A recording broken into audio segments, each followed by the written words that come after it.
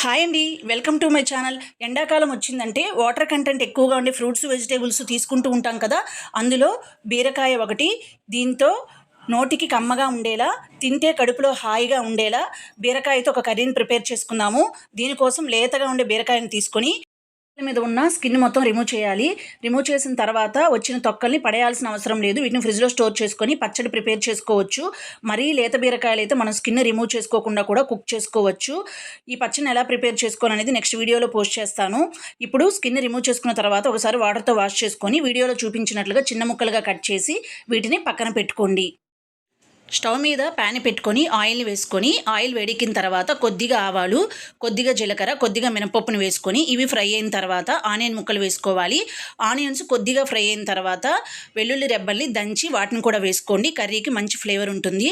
ఇప్పుడు ఆనియన్స్, వెల్లుల్లి రెబ్బలు ఫ్రై అయిన తర్వాత టమాటా ముక్కలను వేసుకొని టమాటాలు మెత్తగా అయ్యి పచ్చివాసన పోయేంత వరకు వీటిని కుక్ చేసుకోవాలి. టమాటాలు కుక్ అయిన తర్వాత బీరకాయ ముక్కలు వేసుకొని రుచికి సరిపడా సాల్ట్, కొద్దిగా పసుపు, అలాగే కరివేపాకును కూడా వేసుకొని అన్నీ బాగా కలిసేలా కలుపుకొని మూతను పెట్టుకొని బీరకాయలో ఉండే వాటర్ అనేది పైకి తేలేంత వరకు కుక్ చేసుకోవాలి.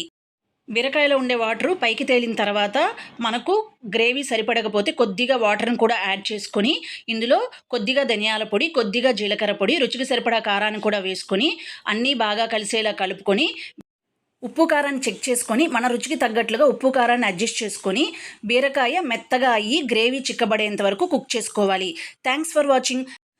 వీడియోని లైక్ చేయండి. మీరు ఇచ్చే లైక్స్ అనేటివి నెక్స్ట్ వీడియో చేయడానికి మోటివేషన్గా ఉంటుంది. అలాగే కొత్తగా చూస్తున్నట్లయితే ఛానల్ని సబ్స్క్రైబ్ చేసుకోండి.